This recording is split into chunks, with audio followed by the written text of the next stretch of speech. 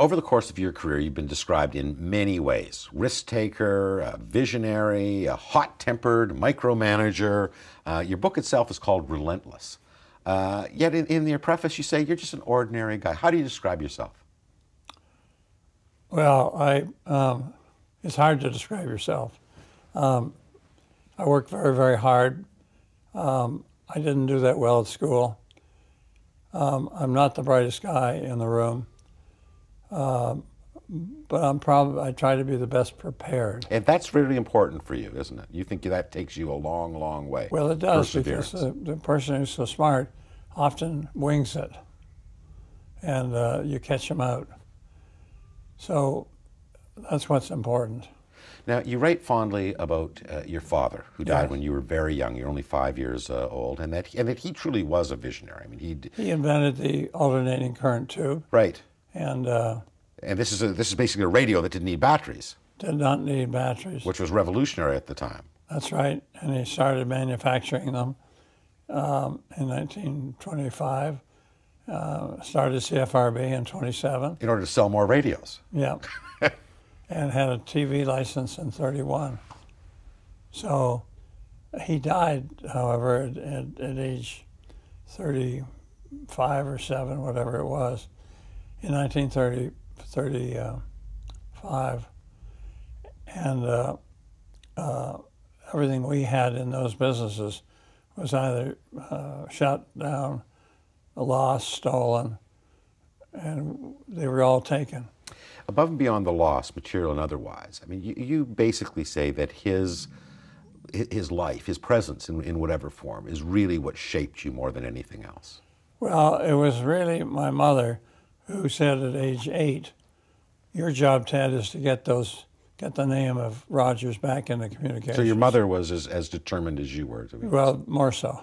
You have tragedy very, very early in your life as your father died, and you go to Upper Canada College in boarding school. What was that like? Terrible, because you were in boarding, but you were so close to home. You only lived a few blocks from home. Did you feel abandoned? A bit. It was the war. My second father, John Graham, who was so good, he was overseas. Right. My mom was an alcoholic. So maybe it was for the best. But your stepdad comes home after the war, and they keep you. That was the disappointment. In boarding school for 5 years. I mean, that must have been beyond disappointment. It must have been traumatic. It was. Again, my mother was an alcoholic, and there were a lot of family problems. And you have to roll with the punches. A lot of your viewers out there today, they have their own difficulties, their own travails, and you have to put up with them and overcome them. And if you do that, you're a better person for it. Overcome them you did. I mean, you make the point that while at UCC, even as a boy, you were fascinated with television and radio, and you tell the story about it being able, and this was kind of pre-television being widely available, putting an antenna outside the dorm and charging people to watch television. I mean, was it clear even then when you were in grade school that you wanted to be an entrepreneur, you wanted to make money through telecommunications? Well, the money part of it is sort of comes naturally if you're successful. You don't do it to make money. People who go into business just to make money, my best wishes to them. But you need more than that, I think. You need to have a passion. The key word is passion. There's passion, there's perseverance, but there's also something else, and that I think is very, very important reading this book. It's part of your career, and that's an appetite for risk. You have to be able to or want to. I mean, I can remember in the day, I'm old enough to, that when Rogers Communications, whenever anyone talked about it, it was debt-soaked Rogers. How can this company ever make money? It loses money.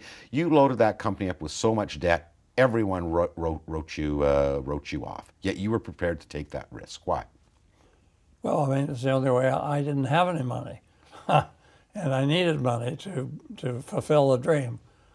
There was only one answer, so that's what we did. Now, is that faith? Is that passion? Or is that, do you have to have, that would be stomach churning for most people. They would just say, Well, yeah, it's not easy, but you have to have conviction. So there's another key word, conviction. I remember interviewing Bill Gates, and he said every 2 years for the first 20 years of Microsoft, we bet the company. Yeah. And you've done that throughout your entire career. That's Whether right. it was cable, specialty TV, wireless, internet, you bet the company. That's right. And you could have lost it all. That legacy that was so important to you, the Rogers name. Yeah, we could have lost it a second time. Now, even as a law student, you were able to cobble together some money and get an FM license. That was difficult because only 5% of the homes had FM. Well, as I was going to say, no one even listened to FM. It was considered a dog. What did you see there? Well, a higher quality sound. Right. It was better. It had to win in the end. It will win in the end. You just got to write it out. So you were able to say that at the end, that quality of technology was going to be superior over time. It would beat AM. Of course. Then you go and you hook up with the Eatons and the Bassetts. They had money. They had money. And you were part of the CFTO license, the first Right. CTV license. How old were you at this point in time? Oh, 30 odd something. Why would they want even you to hang around here? They had lots of money. What did they need you for? Because I was, I was very enthusiastic. I was enthusiastic and well known amongst the people that we're talking to, both in Toronto and Ottawa. And I was just a hard-working guy. I knew the business. You also knew, and I think throughout your career, a lot of business people don't fully appreciate this, you also understood how government worked. You were a political junkie. You loved politics. And at the end of the day, in the broadcast business, you've got to get licensed from the CRTC. You've got to know how that system works. Well, my longtime pal, Phil Lind, Who's been is your the vice expert. chair for years. He's expert at that. And But he's been with you his entire adult life. that's right.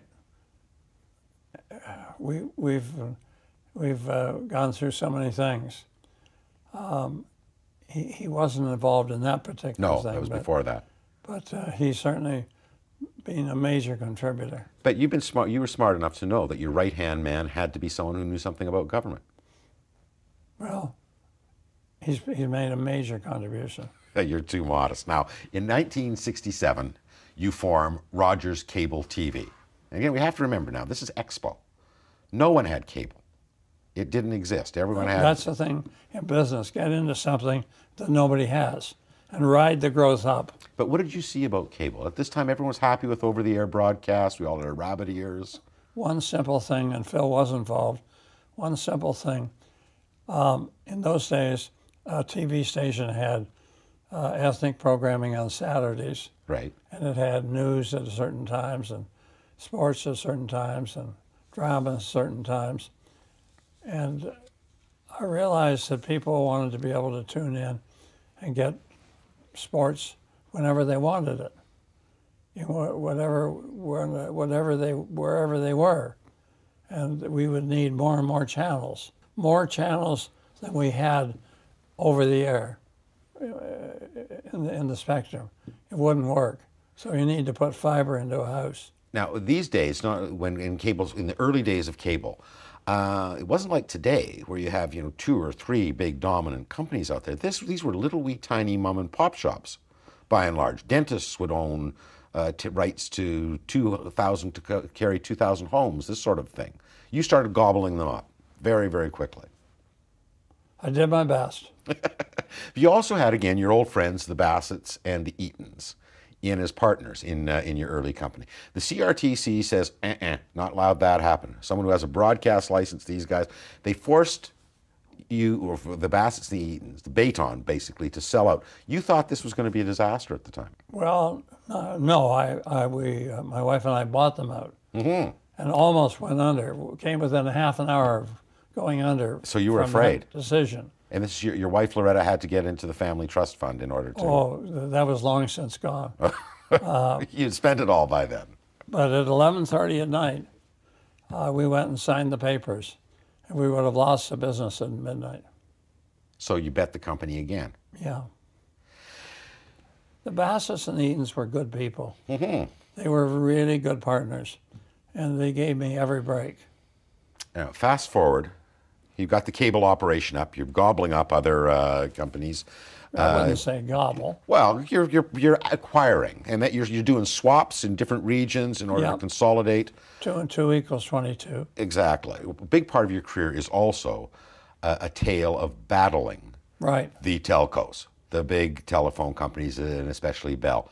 Bell has no interest in cable in the early days. Thank God. They just missed the boat. Thank God. Nice people. But you forged ahead anyway and got into wireless. You know what's so funny? They had a man here running Ontario, Jim Thackeray, a very, very nice man. And I had no money now, just no money. And so Phil and I went to see him and borrow some money. Imagine going to your competitor to borrow some money. I had nowhere else to go. So you're going anywhere. So we went to him, and he was very good. He made us a loan, and it was 9 months or a year or something. And I said, well, I'll prepay it if I can. And actually we did. We prepaid it after 7 months. And Jim Thackeray said to Phil, why did he prepay it?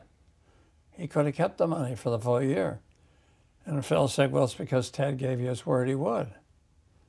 You may want to come back, Jim. Establishing that creditworthiness. Right.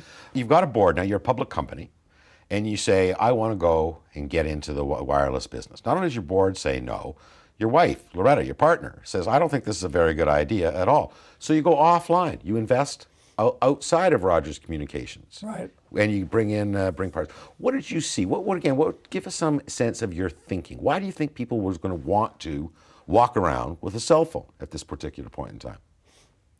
Oh, because you don't want to be tethered in your home, tethered to a wall. It's much easier to have it in your pocket.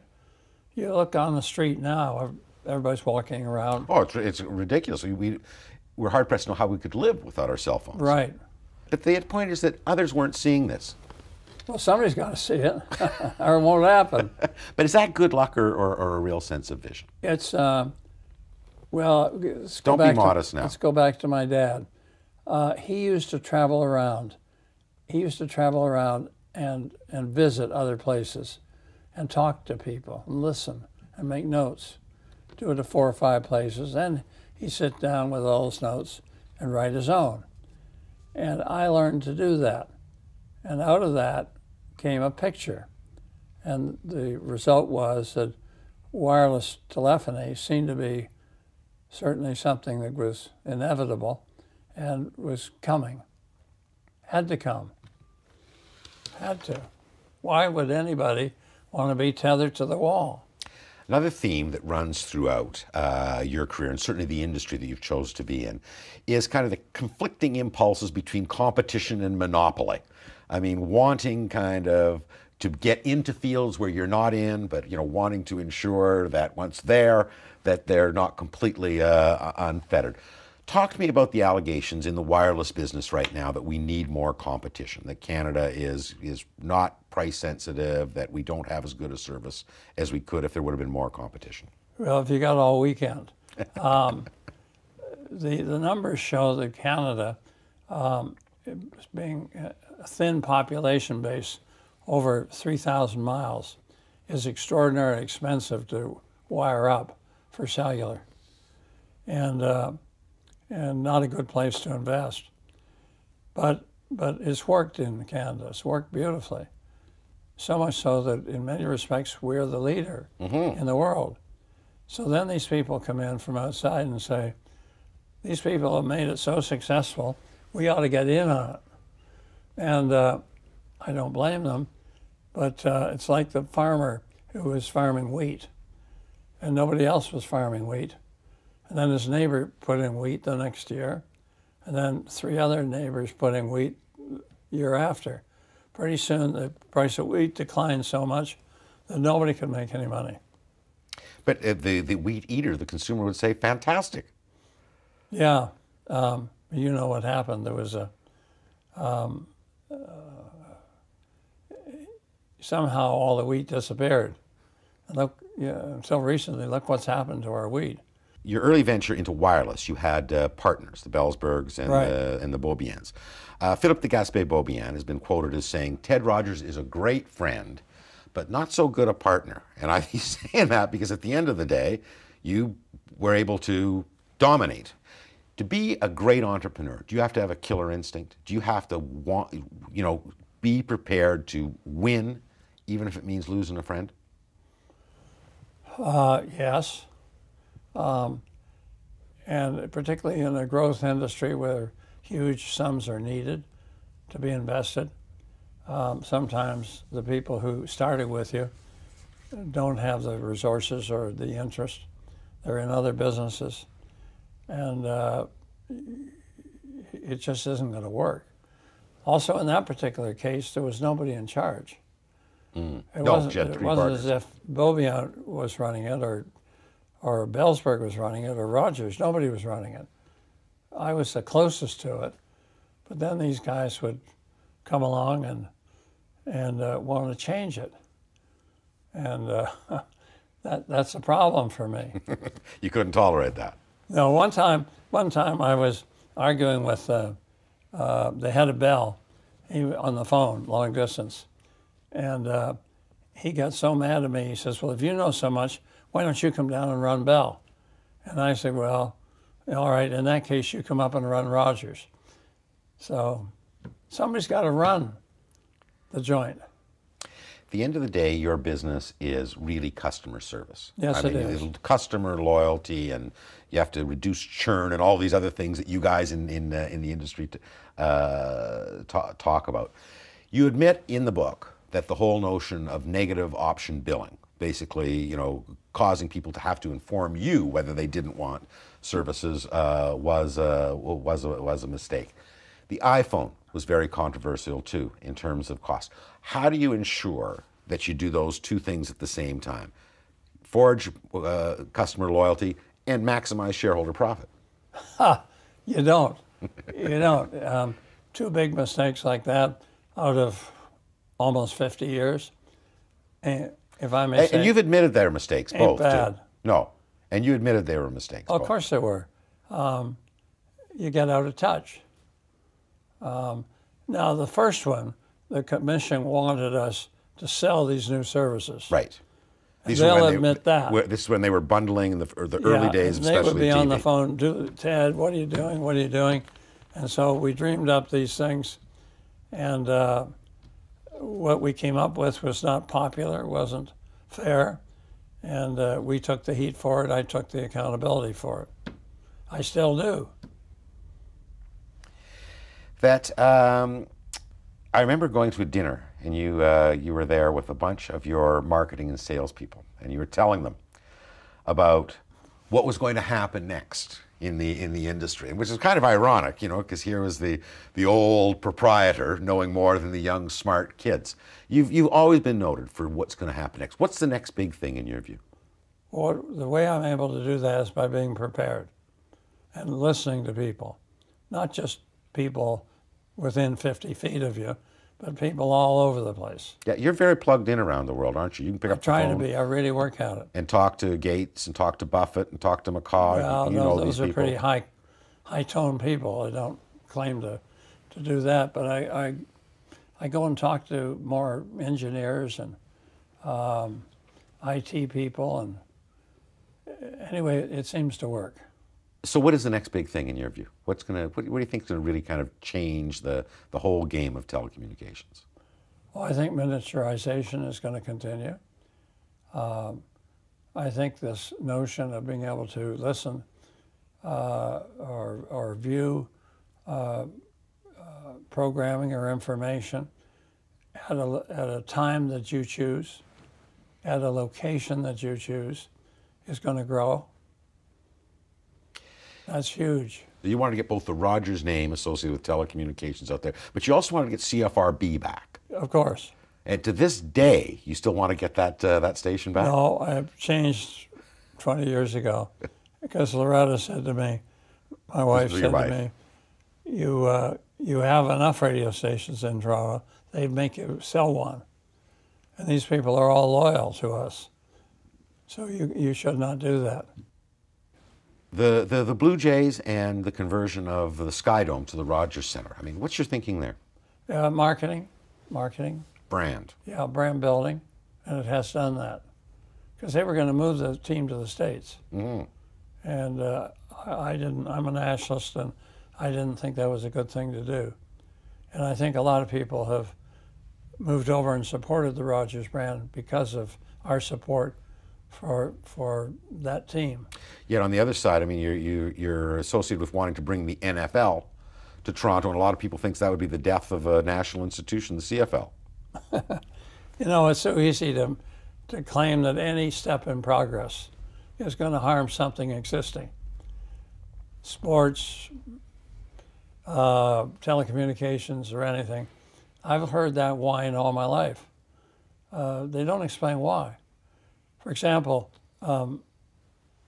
you would package the games so on a weekend here in Toronto, you'd have both teams play. You'd have build it around a celebration for all football. Out west, it isn't the risk. No, it's still very strong on the Western Canada. But here, working together, we gave them, for example, their people, the choice of the first 20,000 tickets. And then afterwards, they had the nerve to complain. If they don't like it, they shouldn't take the benefits. Canada's super rich have had a poor record of philanthropy until recently. I mean, do you believe that you have a responsibility to give back some of what you've earned? Oh, of course, and to teach your children to do the same thing. Now, the governments have loosened up and made it easier for people to donate to Right. charity. And Don Johnson, who's a very energetic person on Bay Street and a good friend of mine, has worked tirelessly to try and facilitate this. And as a result, the amount that is given is increased. Yes, and we also, Loretta and I, believe that, look, you can give money for the immediate food banks or this and that, but tomorrow it's gone.